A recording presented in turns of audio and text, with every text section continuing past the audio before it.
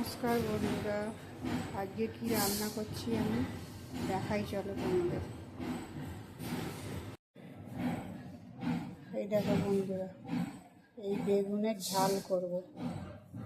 বেগুন আর এই যে মোরলা মাছ, এই মোরলা মাছ দিয়ে আলু দিয়ে ঝাল করব। আর এই যে বোয়াল মাছ, এইটা ঝাল করব। আর এই যে ভাত হচ্ছে, এই যে করলা আর আলু হাতে দেওয়া আছে। ভাতটা হয়ে গেছে, নামিয়ে নেব। দেখো বন্ধুরা, এই বেগুনের ঝালে এই মশলা করা হবে, সর্ষে, পোস্ত আর কাঁচা লঙ্কা দিয়ে আলু সরু সরু করে নিয়েছি, তাড়াতাড়ি সেদ্ধ হয়ে যাবে। মাছগুলো ভেজে নেব। মাছগুলো কিন্তু বেশ বড় বড়।